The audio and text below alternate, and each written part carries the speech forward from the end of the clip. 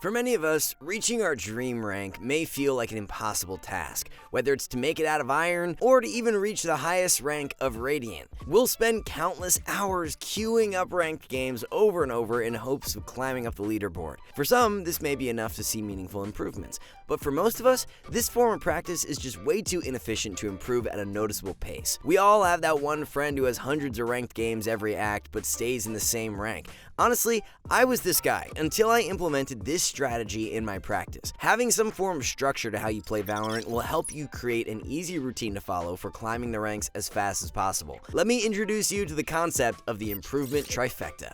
Luckily, there are shortcuts you can take if you're looking to rank up. There's no reason you should be playing the game on hard mode when there's actually a super easy way you can reach Immortal. No, we're not talking about cheating, but when you check out SkillCapped, you might start to feel like it's a bit unfair. Our Radiant coaches with 20,000 hours of playtime combined will teach you everything they know about how to rank up. It's basically like time traveling. Rather than having to spend all the time we spent learning from your mistakes, you'll have an expert teaching you every mistake you'll ever make so that you can enjoy the time you spend on the game. Imagine the glory as all of your silver friends see you hit Immortal. You'll be a legend, and we want to help you become one. Be sure to check out SkillCapped. We'll see you there. Enough talk about us though. Let's define what the improvement trifecta is and how it can help improve your game drastically. As all of you know, a triangle is a two-dimensional shape with 3 edges and 3 vertices. We use this shape to help visualize the 3 activities needed in order to improve. These 3 tasks are mechanical practice, VOD review, and ranked games. The improvement trifecta is all about striking a perfect balance between all 3. However, the perfect balance we are striving for does not necessarily mean splitting your time equally for all 3 of these things. It's about finding how to split your time between these 3 tools to focus specifically on the weaknesses that hold you back the most. This means that an Immortal level player may spend more or less time on certain aspects as compared to a Gold level player. A common example of this may be that a Silver level player does not practice their mechanics enough, causing them to lose almost all their duels when compared to other Silver level players. Compare this to a Plat level player who has competent enough mechanics to win the duels they should take, but could be making subpar decisions with their utility. The issues that stop one player from improving can be different from what is affecting you personally. The key is that you are still using all 3 of these tools in your practice, no matter how little time you may spend on them. An added bonus to using the improvement trifecta is that it aids in identifying what problems are having the biggest impact on your game by creating a feedback loop, essentially streamlining how to iterate on your gameplay for effective development. The amount of time you spend practicing does help at getting better, but the effectiveness of your practice is equally, if not more important than the number of hours. For most of you, spending more time refining your mechanics would greatly increase the speed of your improvement. Thankfully, this part of the improvement trifecta is the most linear out of the 3. Similar to working out, working on your mechanics is all about consistently practicing the physical motions your body requires in order to execute the necessary actions. This includes your movement, point-and-click aim, tracking, spray control, and other things. The main goal we strive for with our mechanics is that we're able to execute what our body needs to do to either place ourselves in good positions with clean movement, or at least win advantageous gun duels if we are given one. Anything more than this is just an added bonus to what is necessary. For the Gold level players and below,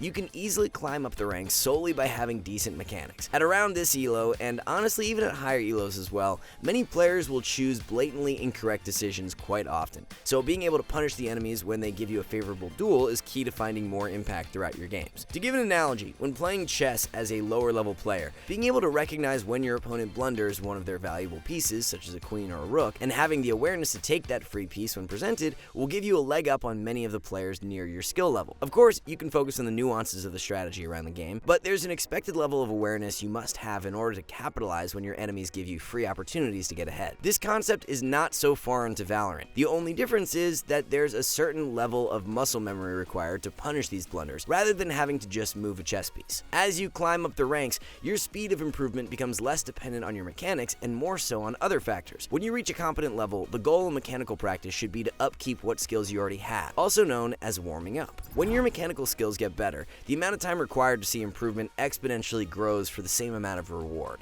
However, this is not an excuse for my fellow high-ranked players to completely ignore their aim and movement training. The lesson we're trying to preach here is to lessen the amount of time you practice on your aim so that it more closely resembles a warm-up rather than an extensive aim boot camp. If any of you are looking for ways to actively raise your mechanical skill or for a concise warm-up routine, here are a couple of SkillCapped videos you should check out. If you truly want to get better at Valorant in the most efficient way possible, I would suggest sitting down and watching your own ranked matches. This is honestly the most effective way of identifying what is stunting your improvement the most. I know many of you watching this video will likely dismiss this piece of advice. You might be thinking to yourself, I don't want to do homework, watching myself play bad makes me cringe, or it's just straight up boring.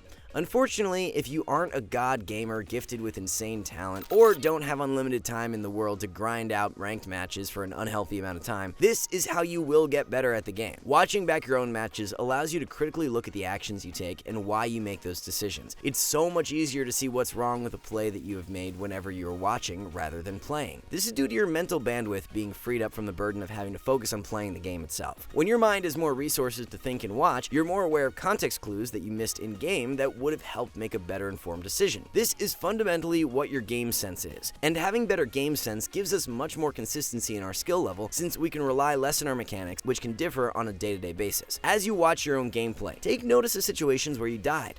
Ask yourself, were there any other decisions I could have made to not die? If there isn't a clear-cut answer to this question, try asking yourself, was it possible to not place me in this situation in the first place? Maybe there was some information that you had missed that made your choice suboptimal, such as not noticing where the enemy's positions were based on the minimap, or not paying attention to what abilities the enemies had. Assume there is always another option you can choose to avoid making the same mistake. Once you have a solid amount of notes on what errors you've made during a game, we recommend that you immediately watch a video of a pro or Radiant level player that's playing the same agent and map as you did. While the image of how you played your own game is fresh in your mind, we want to quickly move over to watching a pro who will be put in similar situations as you were, so we can compare and contrast what differences there may be. As you're watching the pro, keep an eye out for a couple of things. First, if the pro is ever in a scenario that is quite similar to what you would experience in your own match, keep track of how they reacted exactly and try your best to reverse engineer their thought process behind why they chose to do what they did. Honestly, this is the main point you want to focus on at all times while reviewing VOD of someone better than you. Look at what moves the pro does, then take a moment to slow it down and dissect every piece of information they were given right before acting. The cue could have been a comm from their teammate, perhaps it was something they saw on the minimap, or a combination of multiple factors.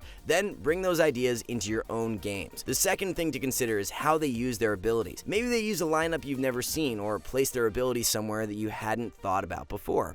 You want to take inspiration from these people since they've already done the hard work of finding out where and how to use their abilities. There's no reason to reinvent the wheel for an agent when there are plenty of examples to copy from. One caveat though that we would like to mention is that you still need to reflect on when and why they used the ability in the way they did. There's no point in using something if you don't have at least a bit of understanding. Now that you have a list of notes on the mistakes you make, as well as potential changes to fix them, let's discuss the perfect environment for putting these ideas to the test. Grinding ranked games will always be a necessary activity for getting better at Valorant. We all want to see our shiny rank emblem get upgraded as we gain RR, so it makes sense that we're going to need to play the game to gain the points needed.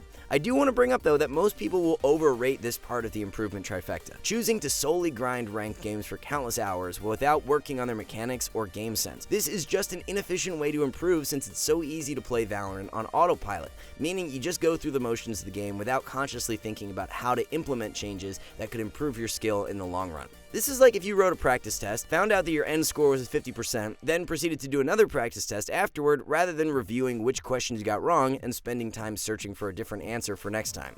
Without this crucial step, there's a high chance you'll just score a 50% again. The way we extract as much value as possible from each ranked game is by using our notes from our VOD review to test out gameplay changes that will potentially fix our flaws. For example, you're playing Killjoy on B-Side Ascent. In a previous game, you noticed that you would die quite often before your abilities could get involved in stopping any rushes.